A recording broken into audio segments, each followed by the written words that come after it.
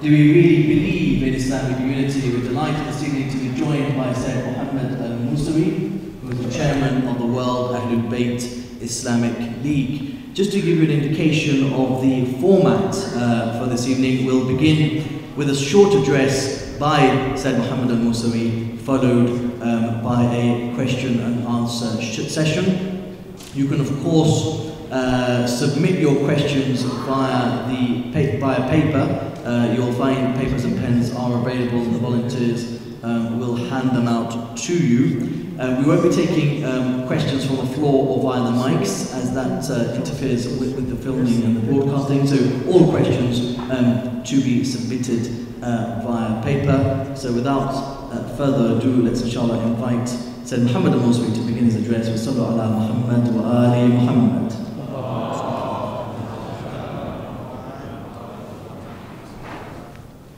بسم الله الرحمن الرحيم الحمد لله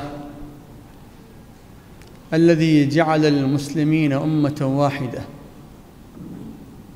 والحمد لله الذي جعل الحمد مفتاحا لذكره وبابا للمزيد من فضله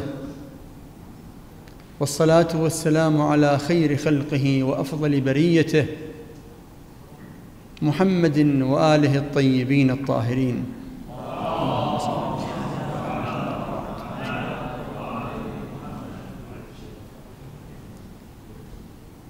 Islam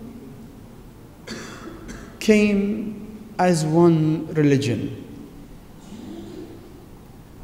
and came to form one ummah. And Quran states that this your ummah is one ummah. And your Lord is Allah, so worship Him. The unfortunate fact that Muslims, after their Prophet's departure from this life, following all previous people after their prophets, went into different directions. And these divisions and the phenomena of going into different directions is not new at all. In fact, one of the Jewish people came to the Prophet, to Imam Ali, after the Prophet, and told him that after the departure of your Prophet, why his followers went into different groups. سرعان ما اختلفتم بعد نبيكم. How quick you went into different directions after your Prophet.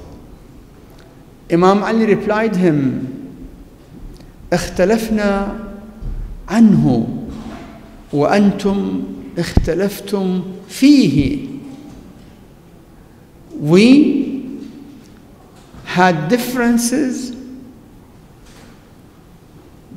not about him, but from where we get his directions, while you have different directions and different opinions about your Prophet himself. So the degree of the dispute among Muslims still much less than the dispute among the followers of the previous prophets.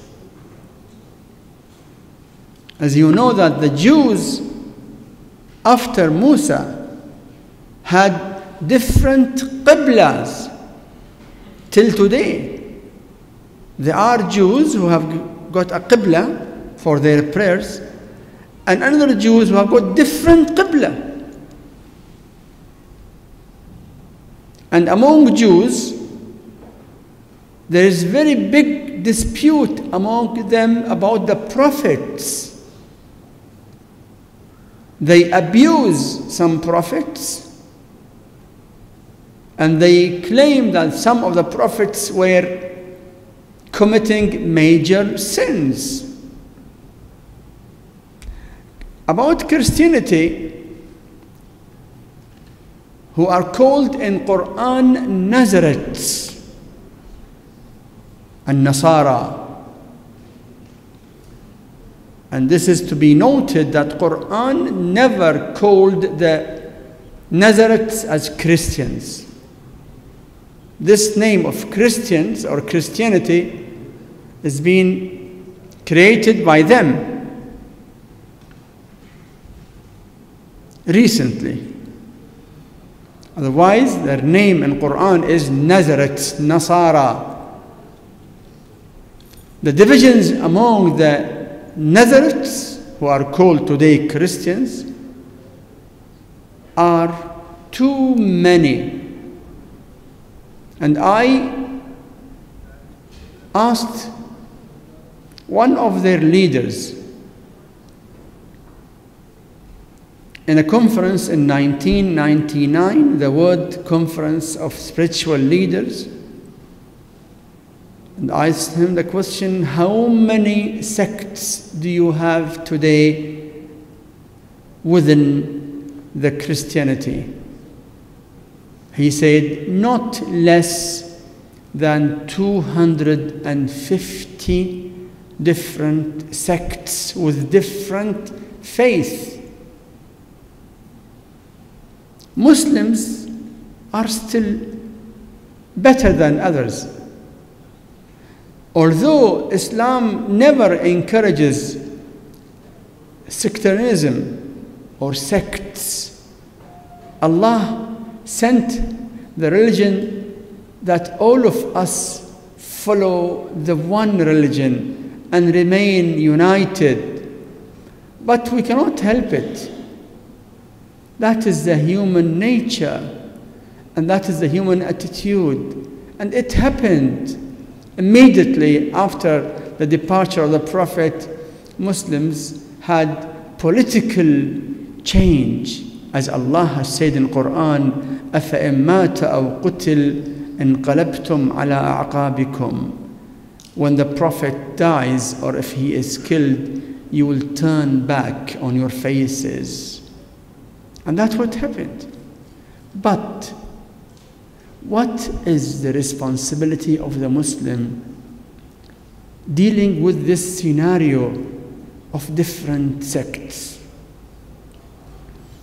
The attitude of AhlulBayt, who lived and suffered the results of the disputes and the conflicts among Muslim groups, was always proximity, always dealing with all Muslim groups as Muslims and trying to bring them near one another and trying to focus on the common areas and trying to deal with the disputes in a manner of debate, intellectually, rationally, not to focus on differences to make it a material of dispute and tension among Muslims.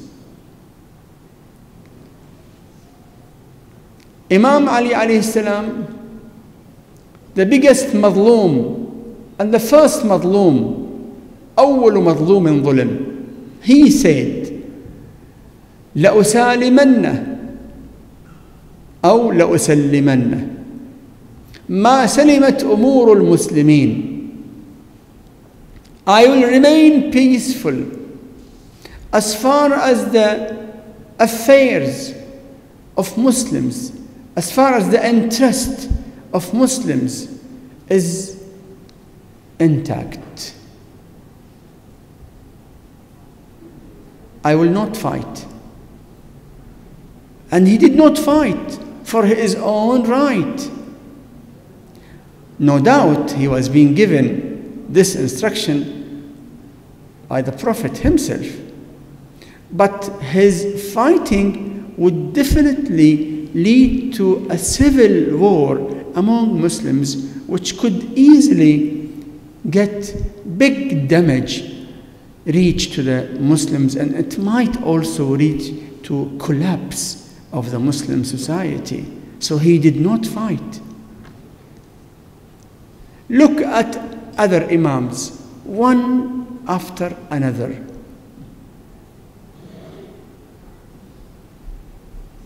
Imam Hassan alayhi salam, who did the greatest sacrifice by entering into a treaty, giving his own right to his opponent Muawiyah, only and only for the sake of saving Islam. Look at the great aim for which he has given the greatest sacrifice. And as the ulama say that if Imam Hassan alayhi salam did not enter into the treaty with Muawiyah, today there was no Islam at all. Without the treaty of Imam Hassan, Imam Hussein could not do what he did. Imam Hassan saved Islam in the treaty, which has got all the spirit of keeping the ummah safe. In spite of the differences, in spite of the illnesses, in spite of the weak points, but the ummah must remain. Islam must remain. Imam Hussein alayhi salam, after the martyrdom of Imam Hassan, kept quiet for 10 years and did not fight against Muawiyah, because he was part of the treaty.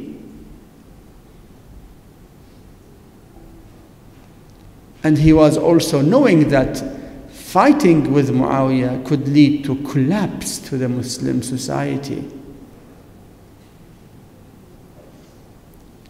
And whatever Imam Hussein did, and all his great sacrifice, was for saving Islam. Imam Hussein dealt with his opponents who came to kill him, that they are belonging to the same ummah. And he said on the day of Ashura that as far as there is no war, practical war between us, we are with them within one ummah. نحن وهم أمة واحدة.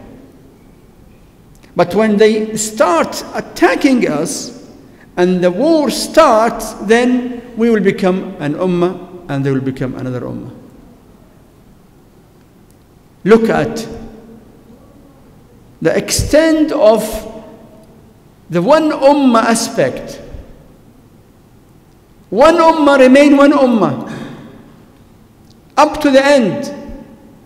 But when they physically come to kill you, then you must defend yourself. Imam Zayn al-Abidin alayhi salam,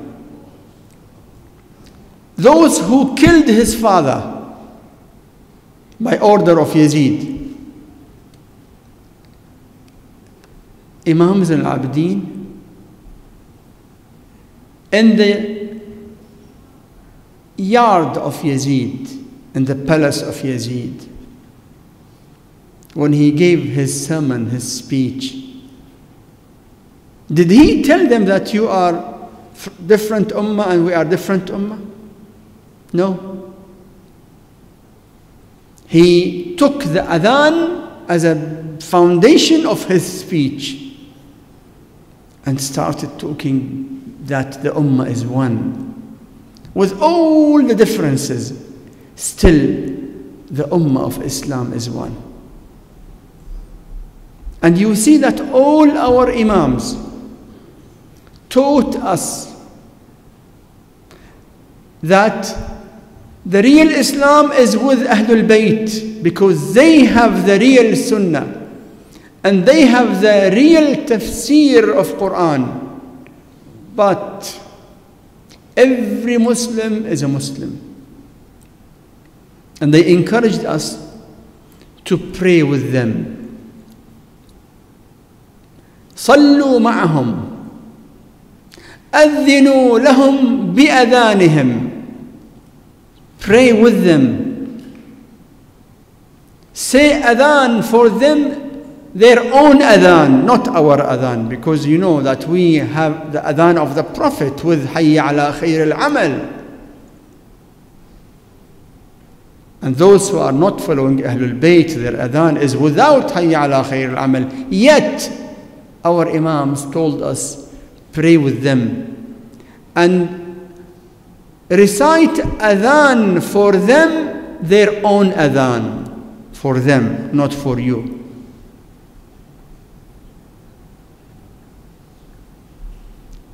And they taught us always that they are Muslims like any Muslim, and we have to keep the common areas between all Muslims focused on.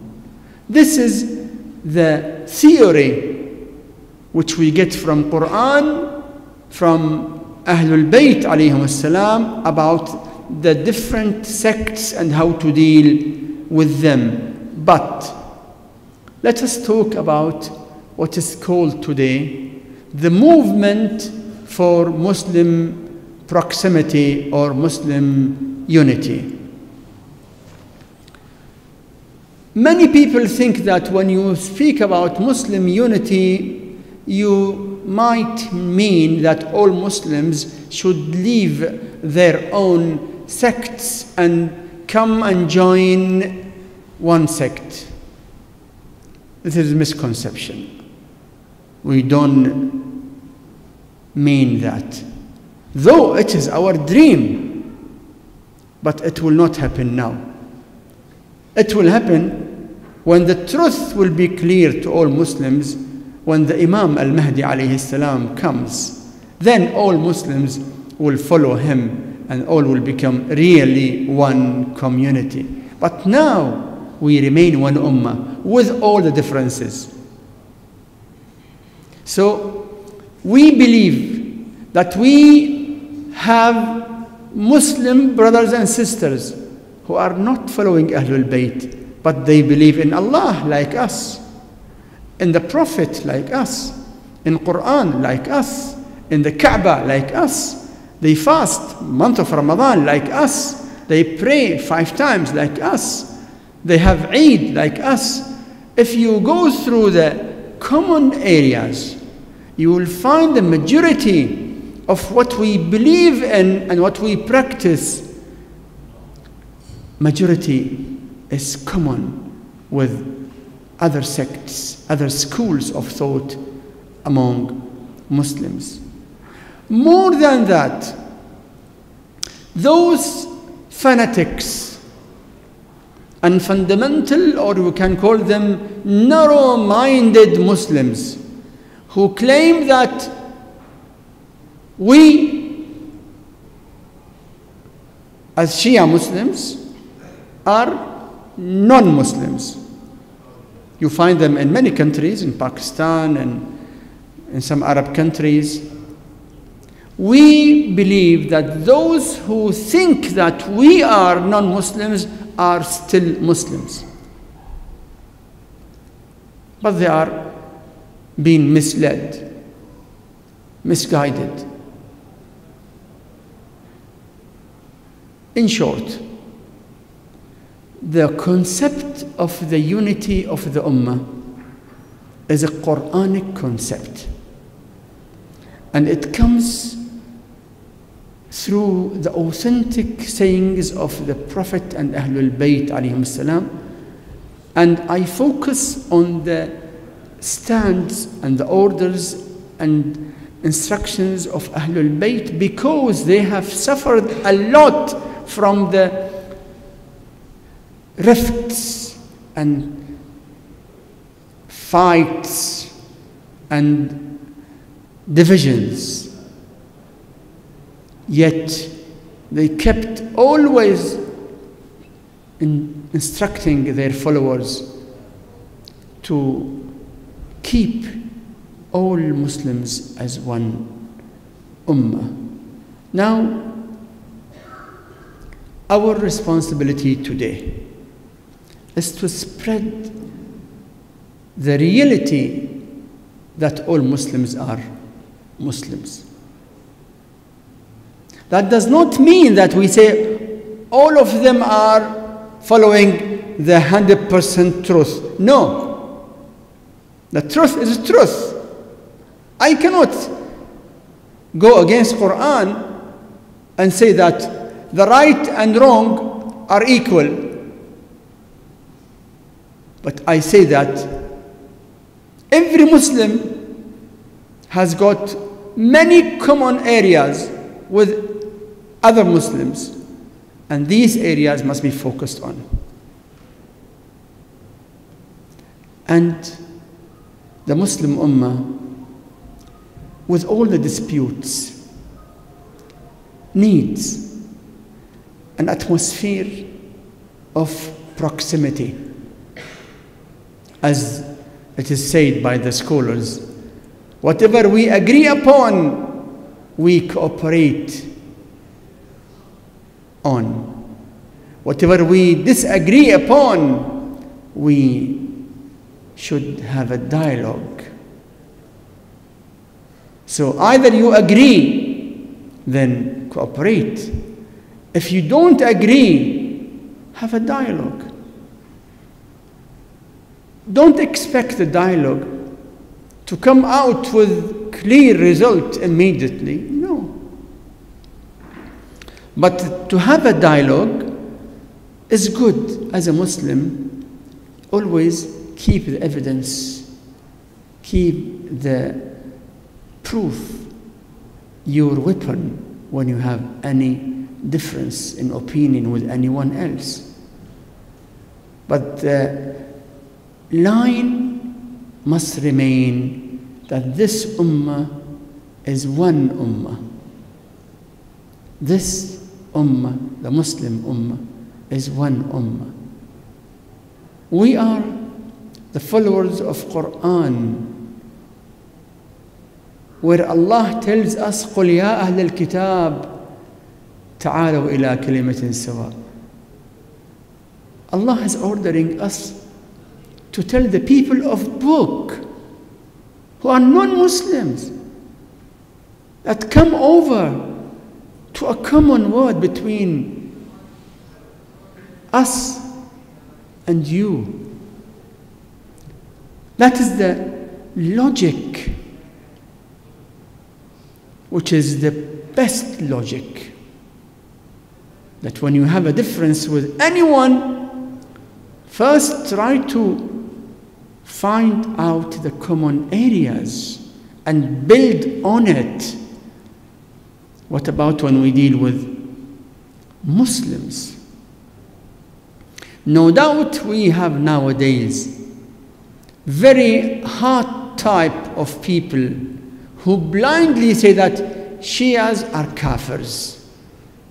And they go beyond that. Anyone who does not believe that Shias are kafirs, he himself is another kafir. But we should not give up. It is a matter of two ideologies. Our ideology, which is based on Quran and authentic Sunnah, and the practice of the infallibles, peace be upon them, and the ideology of those narrow-minded people. How many minutes we have more? A few minutes. Let me tell you that what we are suffering from today is not new. Not new at all. The history of Muslims has seen massacres between different Muslim groups. One of the fights which kept on repeating was in Baghdad, Iraq, between the Hanbali sect and other Sunni sects. Hanbalis attacked the Shafi'i mosques and killed the Shafi'i Sunni Muslims. Between Hanbalis and Shias in Baghdad, long history of bloodshed. You can see it when you go through, for example, Tarikh al-Tabari. You find people who are narrow-minded like Ibn Hatim, one of the muftis of the Hanbalis, who gave a fatwa, مَنْ لَمْ يَكُنْ حَنْبَلِيًّا فَلَيْسَ بِمُسْلِمٍ. Anyone who is not Hanbali is not a Muslim. So this narrow-mindedness is not new. Of course, one of the most narrow-minded people in the history of Muslims was Ibn Taymiyyah, who is unfortunately being taken as the leader of the Wahhabi sect nowadays. And he is the man who gave a lot of statements against others. But we have also in the Muslim history many big scholars who are non-Shias, who had very good attitude towards Shias and towards AhlulBayt. An-Nasa'i is one of the very famous scholars among the Sunnis. He has written a book, Khasa'is Amir al-Mu'mineen, a whole book about the tributes of Amir al-Mu'mineen, Ali ibn Abi Talib alayhi salam. We have also in our history that many of our scholars taught Sunni scholars. Abu Hanifa, being the founder of the Hanafi sect, he is quoted saying, لولا السنتان لهلك النعمان. So our Muslim history has got both sides. The bright side of dialogue and proximity, and the dark side of some narrow-minded Muslims who used to look at others in a very, very bad way. Their followers are today existing among those who kill others, who give fatwa against others.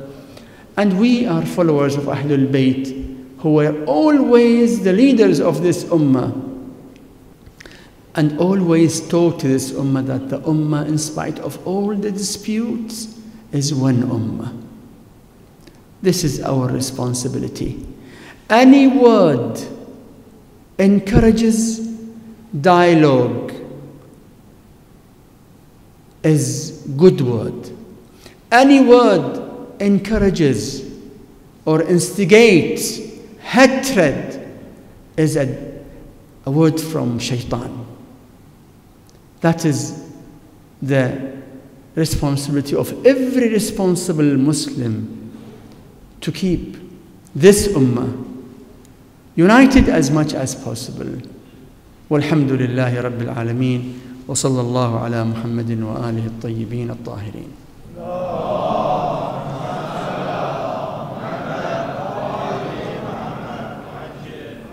Thank you very much, Mr. Mohammed Al-Musawi, Chairman of the World AhlulBayt Islamic League. Some of you have submitted questions. You can continue to do so. There are papers and pens going around. Let's start with the first question, Mr. Mohammed Al-Musawi. In your introduction, you suggested that non-Muslims are more divided than Muslims. However, many will argue that when you look at the Muslim community, you have sectarian killings in Pakistan, Afghanistan, Iraq, you have sectarian violence in Malaysia and Indonesia. This is happening on a daily basis, this is getting worse as we speak. Why do you think that's the case? And how can we try to, take proactive action to decrease this? We should not mix between two fields, political field and religious field.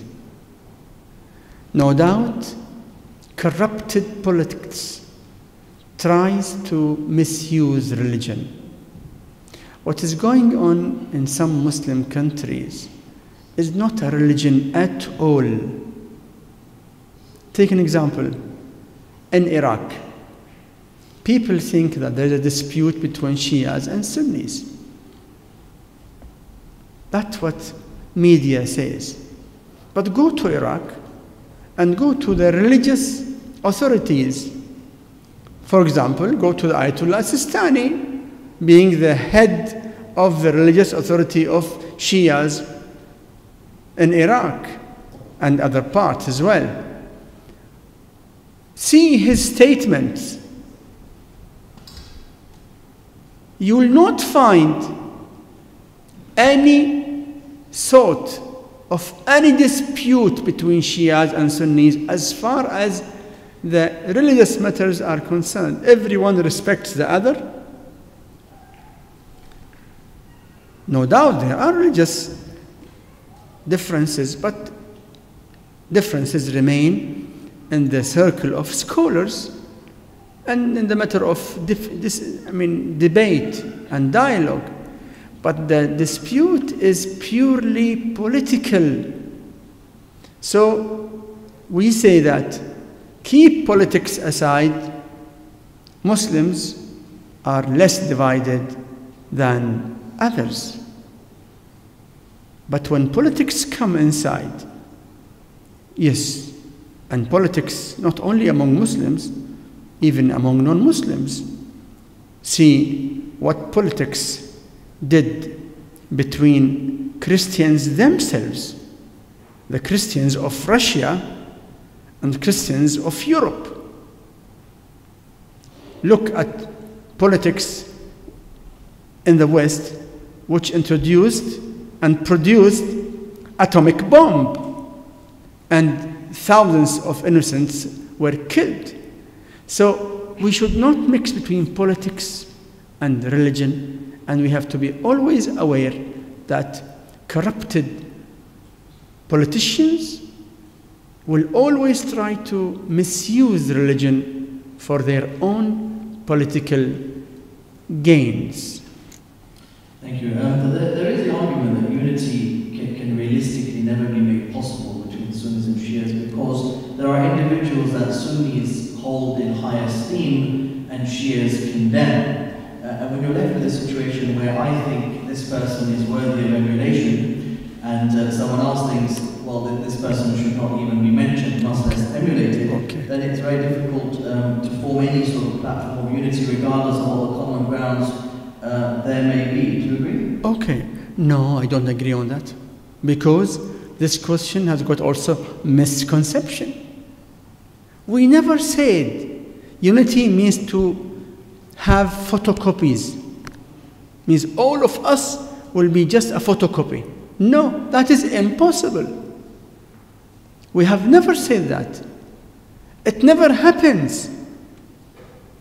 Even among those who lived with the prophets, you never found same copy, certified photocopy, all of them. No, differences must be there. So the example that you have mentioned is right. No doubt. There are people who look at X as holy, and I have evidences that he is not. But that does not mean that I fight with him. I don't need to believe in everything that he believes in. I don't need to do whatever he does, I should do the same. No. Let him pray Taraweeh. I don't need to pray Taraweeh. I go for Ziyarat of Arba'in. He does not go for Ziyarat of Arba'in. I recite Ziyarat Ashura every day as a mustahab, but he does not even know what is Ziyarat Ashura. Let him do whatever he does. But why to ignore the common areas? The common areas are, he believes in Allah, I believe in Allah. He believes in the Prophet, I believe in the Prophet. Quran. Month of Ramadan, same. Hajj, same. Umrah, same. List will be very long list of common things between us. Yet, he believes that X is great. I believe he is not. So that difference and more differences cannot destroy the fact that we have got still lot of common things. How in your view can this fundamental difference be, can it be overcome? Because it will be overcome when Imam comes, when the truth will be revealed in front of everyone. We cannot expect today all Muslims to come to the plain truth, full truth, complete truth. No, it didn't happen. Even when Imam Ali alayhi salam himself was the political leader, when he had the chair of Khilafah in his hand, it didn't happen. But when Imam al-Mahdi will come, he will be supported by Allah to establish the final and complete word of peace and justice. We should not be thinking only ideas. No, we have to be realistic. We don't expect all the Muslims to leave their different opinions and come and become one. Not only Shias and Sunnis. Look at the Sunnis themselves. Go further. Look at the Salafis themselves. There is a book, full book, about the different groups within the Salafis. And they can never be together. So, that is the reality of life. Just to pick up on that Yes. point, when you mentioned the Salafi, Yeah. one of the questions we have here is, you've spoken about unity. Do we seek proximity, unity, collaboration, discussion, debate, dialogue with Wahhabi/Salafis? We seek proximity with every Muslim. Every Muslim. When he is a Muslim, we take whatever common between us and him.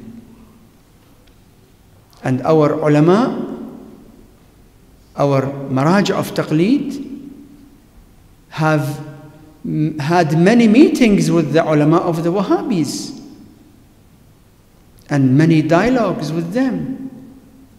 We have got open gate for a dialogue with everyone. And we cooperate with every Muslim in common areas. Say, for example, now what happened in the last few weeks about that video in America against the Prophet Muhammad, peace be upon him, and his holy progeny. All of us, being Shias or Sunnis or Wahhabis or Salafis, any Muslim, all of us had one aim. So we cooperate in this because it is, after all, a common matter. But if he believes in something which I don't believe in, like some groups of Wahhabis who go and destruct and destroy and demolish some shrines or some religious places, can we cooperate with them in that? No. But we cooperate with every Muslim in any area where we have got a shared and common ground. One of the questions coming in is in response to your answer to the first question, where you suggested there's a difference between, or you differentiated between religion and politics. Here the question is asking, do you mean politics is separate from religion? Because the groups in Pakistan do use religion and indeed this issue of Sifai Sahaba, for example, as a reason to kill Shias. So is it therefore correct to make that differential? Number one, we believe that perfect politics is in the heart of religion. No religion without management of life and administration of life.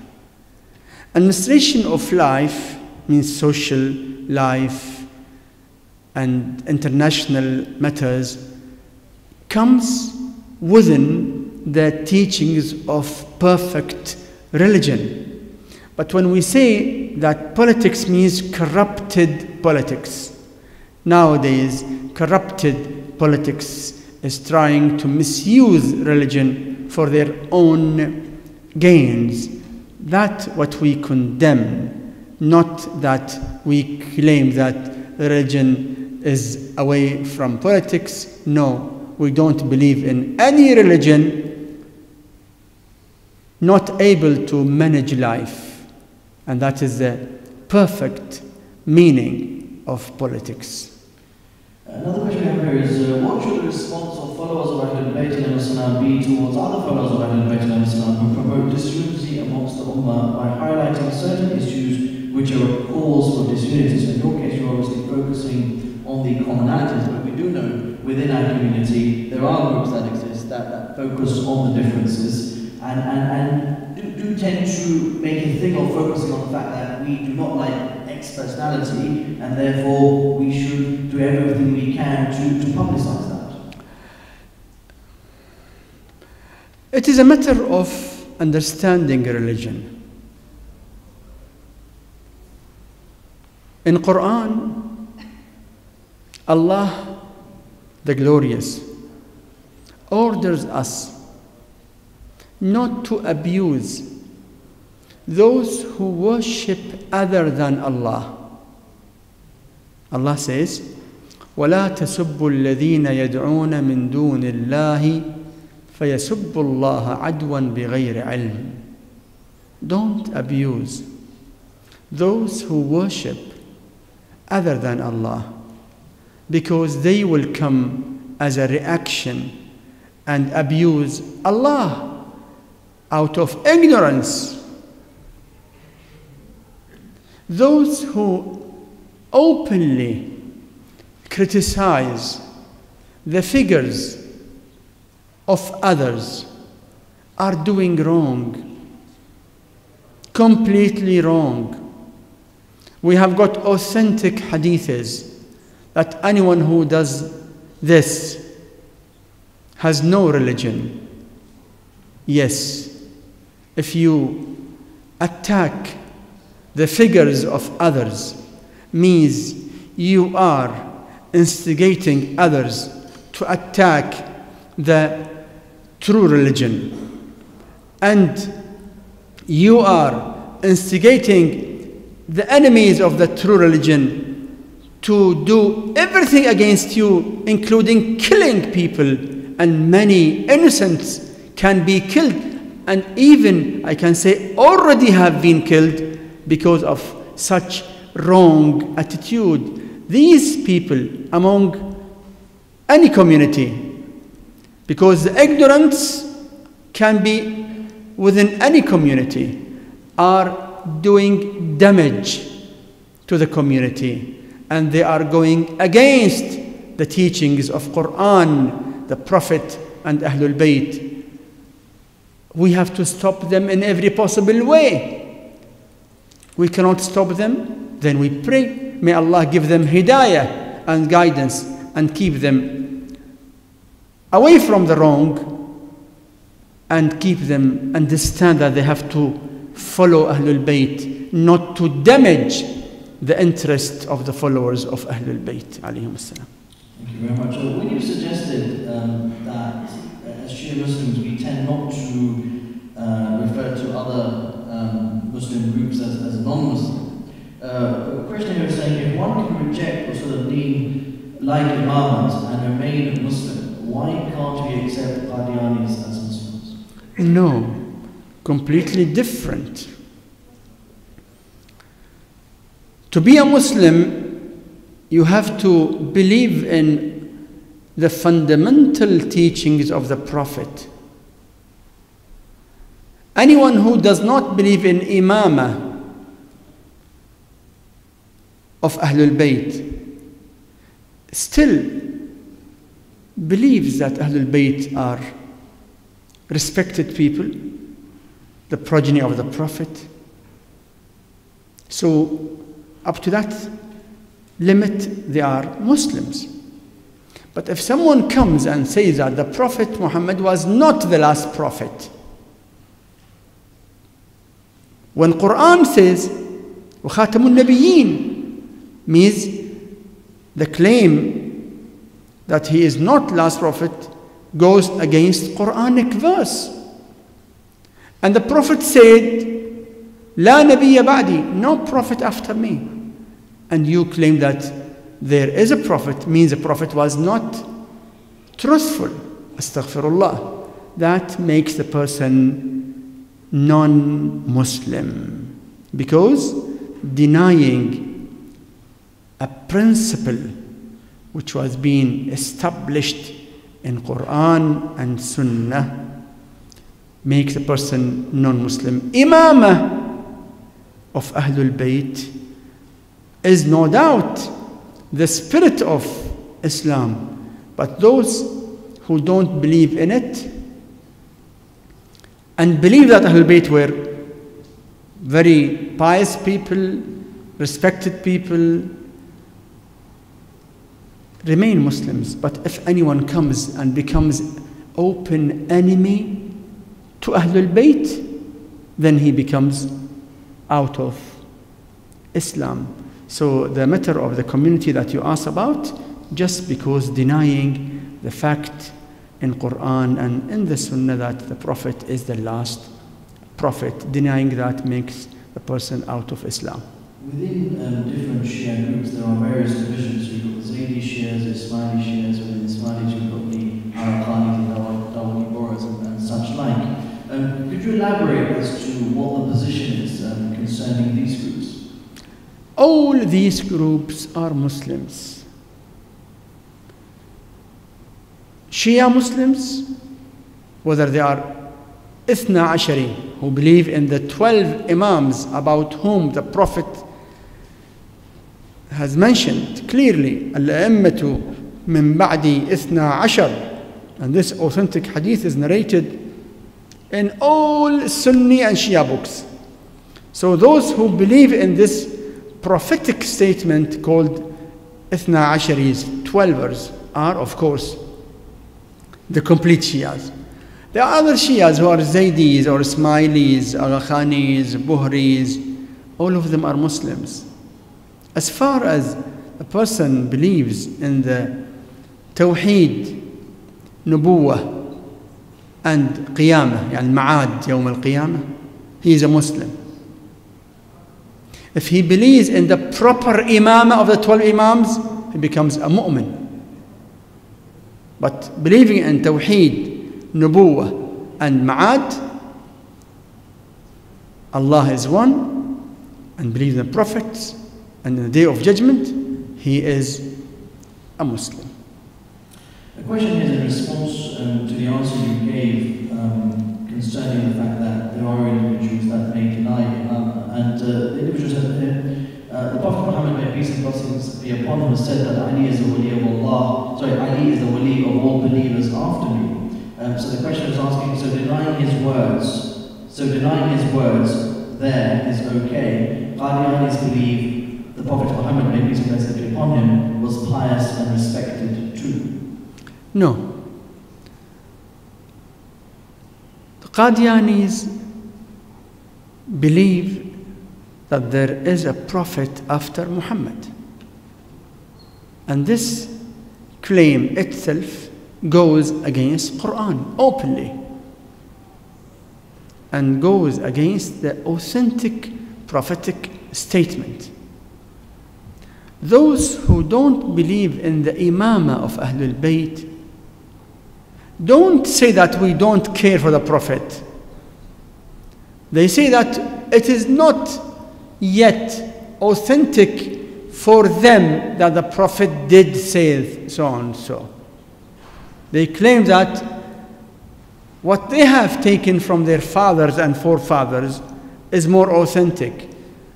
And that's why we deal with them, and we believe that they are Muslims, because they are not denying anything which was clear for them as prophetic statement, yet they are still arguing the authenticity of the statement. Yes, please. One of the questions that we received here is in relation to the whole issue of sectarian killings in Pakistan. The question is asking whether or not God feels that more needs to be done on a scholarly level in order to speak out against this. I'll read you what it says there. It says, why do we not hear any protest or statements coming from various Shia scholars regarding the sectarian killing of Shia, or is it that the Shia victims be left to their own sad fate? The ongoing killing of the Shias in Pakistan, Iraq, Syria, and other countries is something very sad, and the statements against these crimes have come many, many, many times. But you don't expect a statement to come every 3 days or every week, because the crimes are repeated. But the statements definitely were being issued from the Maraja of Taqleed, from the leading organizations of Shia world, and it is very clear. But it is not enough to issue a statement of condemned. No, we have to think beyond that. We have to think about practical action plans to deal with this cancer of those who kill the Shias. This mentality, it is a mentality which makes people go and put bombs on their own body and kill themselves and think that they are going to the paradise. So there is a cancer, how to deal with it. Just condemning will not solve the problem. Yes, it is good up to some extent, but we need more than that. One of the things which are useful, which I can also see from this meeting, that if we try to spread the concept of the proximity among Muslims by inviting young people from different Muslim sects together and making them speak about the importance of proximity among Muslims. In that way, you will create awareness among young people, and that will change the society gradually. In the last many years, we have seen many conferences. Even last week in this place, last Saturday, a conference was held. You find the scholars, thinkers, writers, media people come and speak. Good, very good. But if we add to it youth conferences about proximity, make the youth part of the movement, When you make them part of the movement, then you make the idea go in the grassroots of the society. In Pakistan, Iraq, UK, and any country, active Muslim youth should hold such conferences, such activities, which have activities having both sects together, say youth camps. Let them be together for 2-3 days, day and night. They will see the others. They will not then think wrongly about others. So, in short, we need youth activities and also other activities like women activities, children activities, all aiming to spread awareness among the Muslim Ummah that all Muslims are Muslims. An interesting analysis here. The question was asking, it's all very well talking about unity with non-Shias, but when it comes to the Shia community, should we be thinking about Shia unity before we even consider uniting with anyone else? Of course, we have to think about Shia unity always, but that should not make us forget our responsibility to keep the Ummah. I want to remind my respected brothers and sisters that unity is the dream. And when you see the dream not yet implemented, don't feel upset. Let us speak about proximity, dialogue, cooperation, because unity is the final stage, which will come when the Imam Al-Mahdi alayhi salam comes back to the public life. But trying to make the Shia community as united as possible, and with the same time, simultaneously, we have to deal with all other Muslim schools of thought in the same way that we keep the common things between us and keep the Ummah united as much as possible. There is the often quoted hadith where both positions accepted that he who does not acknowledge the Imam of his time dies the death of Jahiliyyah. Yes, right. What would then be the significance of this hadith in relation to everything that you said regarding unity and the status of those that do deny the Imam of their time because they don't believe in Imam? This hadith, من لم يعرف إمام زمانه مات ميتة جاهلية. Yes, that is authentic hadith. That is authentic hadith, and you find it in Sunni books as well. In the Sunni books we have got this hadith, and we have got also من مات بغير بيعة مات ميتة جاهلية. But that does not mean that those who don't follow Imam Al-Mahdi alayhi salam are non-Muslims. They are Muslims. They are Muslims as far as they could know. And when the evidences become more clear to them, then we expect them to follow those evidences as well. So that hadith speaks about the complete state of Iman by knowing the Imam and following him. But those Muslims who don't follow him, still Muslims.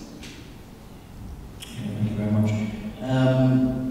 There is also a question here that talks about the fact that these days we have several TV channels that promote the school of AhlulBayt and Islam.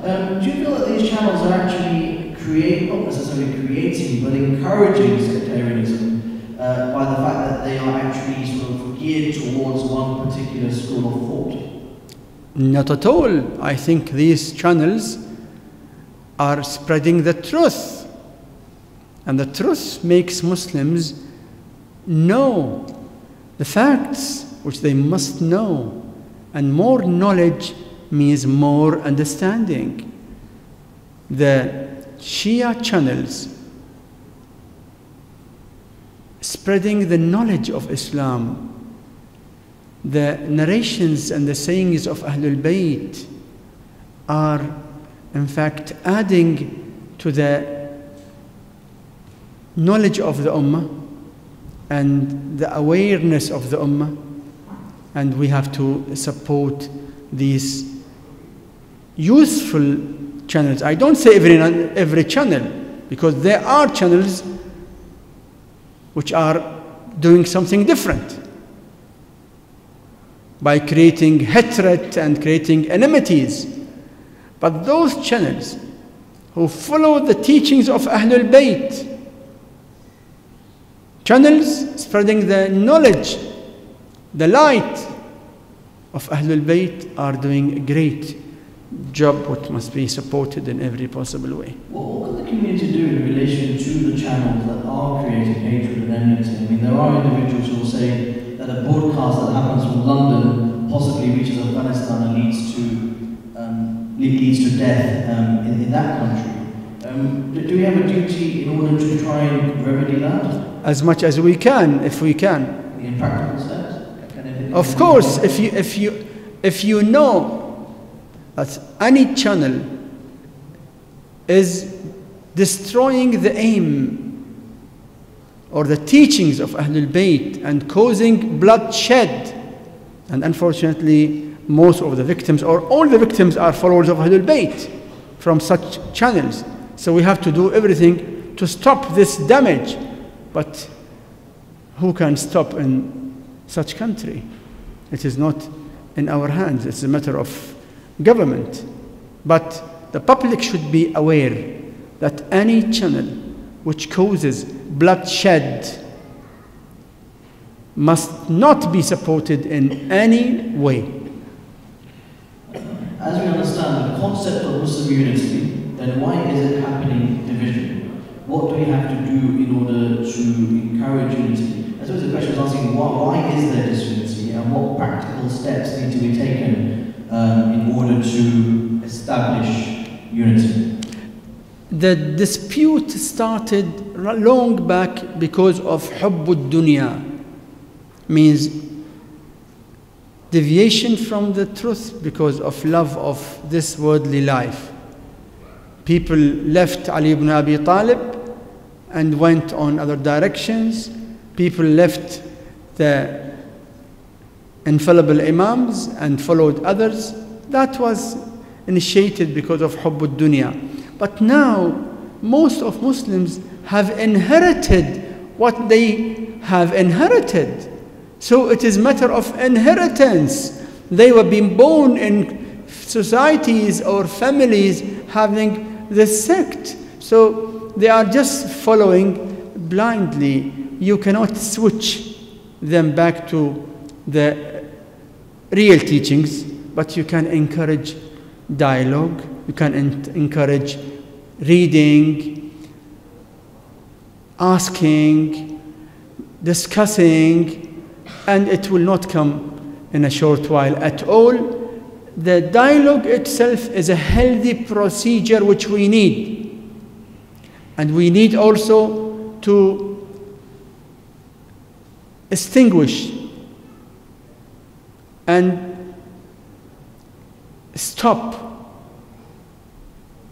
any hatred among Muslims, any dispute and tension, and leave the dialogue continue peacefully in a civilized way. It will definitely give the Muslim Ummah a lot of fruits. And I say specifically the followers of Ahlul Bayt will be the best who will gain the benefit of the dialogue, because they have got the greatest treasure of evidences. A question that this also came up in our last session, and obviously many people feel quite strongly about it, is that it's all very well encouraging unity within the Shia community, but perhaps a good place to start would be trying to do Eid on the same day, as opposed to having continuous conflict concerning when and where the moon is sighted. This is a small matter which was being magnified 100 times more than its real size. We are fasting same month. You don't find any Muslim fasting as wajib in the month of Shawwal, for example. Same month. Now the question, when the month starts and when the month ends, depending the moon. Moon has got evidences among the scholars. Scholars are mainly into two opinions. Many scholars say that the moon is a globe or a global phenomenon. So when it is being sighted somewhere, it should be enough for all other parts of the world who share same night. Some scholars say no, it should be sighted locally. And everyone from the scholars, everyone from them has got his own evidences. I don't find a big issue of it. It is a dialogue between scholars, a scholarly dialogue. A time will come, I'm sure, 100% sure, when all the scholars will agree upon one opinion. But we have to be patient and pray that the time will be, inshallah, very soon. There is one of the issues that people are very strongly about is it tends to be the scholars that believe it's not a big deal, but it's the lay people that are lay people. Yeah. How can that be addressed? Because you understand the arguments and appreciate the fact that there's a difference of opinion. But the lay person, the son is going to eat, the father is fasting. It just doesn't happen. Yes. Then we have to address the matter properly to the lay people and make them understand its value. Because lay people have got their own standards, which are not necessarily the proper standards, who think that, oh, it is a big, what is going on when the father is fasting and the son is not fasting and mother is not fasting? It is not so dangerous. It is a matter of evidence. So lay people should be made understand that it is not a serious matter. It is a dialogue on the evidences. And Islam respects and encourages scientific research. Islam does not stop scientific research, and the outcome of the research is free. So when two groups of scholars have reached to different results, we cannot stop them from that. And that is something usual. Even among doctors today, and all the time, you find many doctors on the same illnesses have got different opinions. So nothing unusual. Of course, the best situation, which we hope for in the future, that all will follow one point of view. But if it is not a very big issue to make out of. You started today or tomorrow or yesterday, just follow the verdict of the marja that you follow.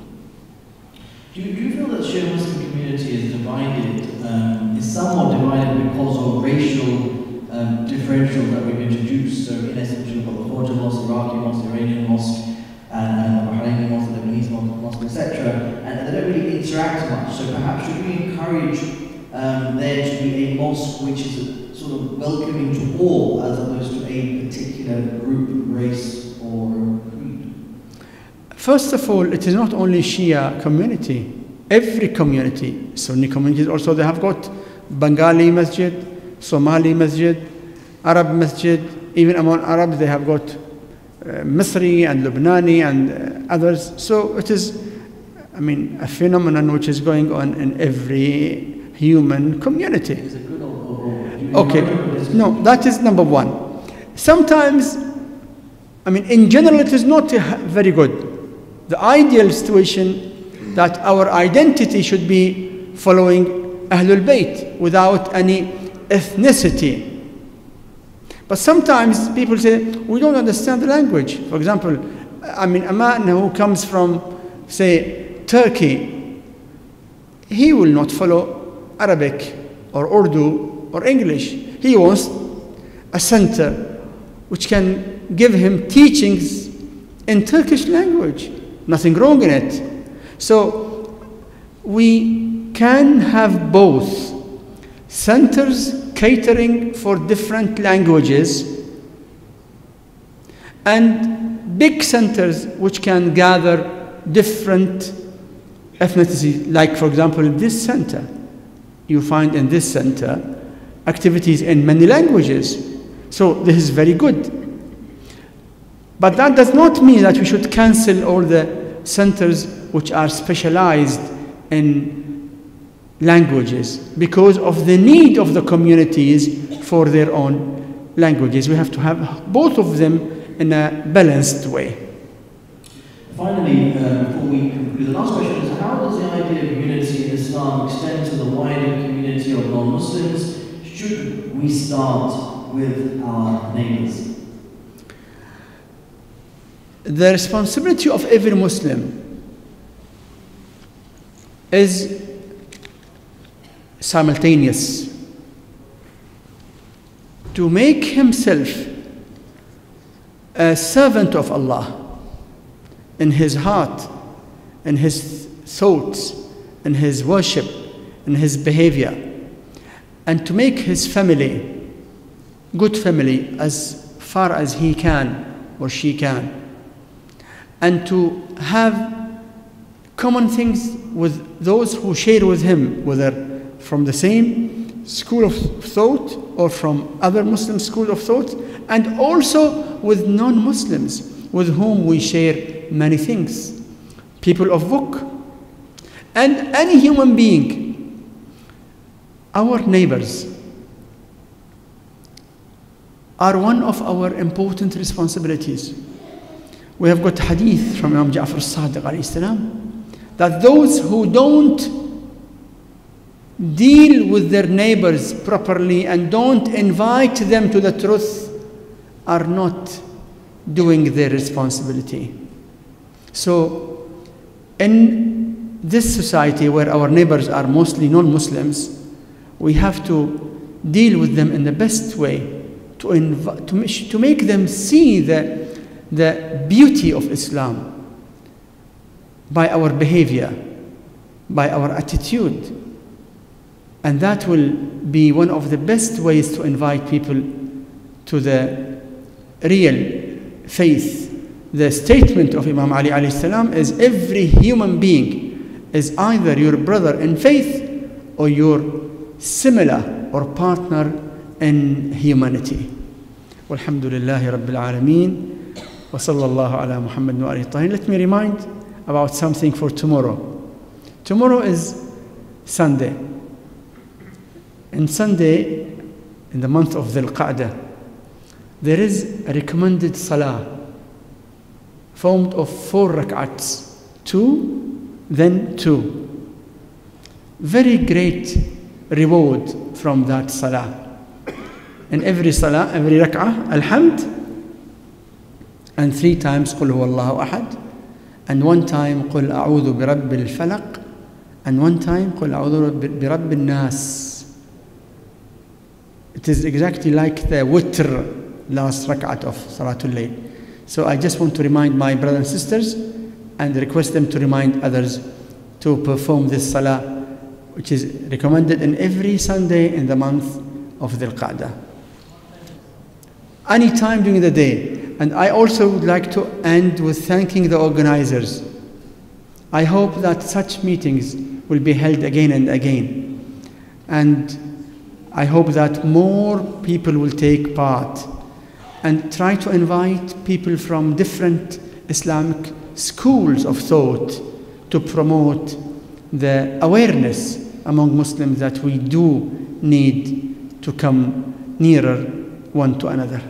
Mohammed Al-Musawi, Chairman of the World AhlulBayt Islamic League, thank you very much indeed for joining us this evening. Thank you also to our dear audience. Inshallah, we have sallu ala Muhammad wa ali Muhammad. Allahumma salli ala Muhammad wa ali Muhammad.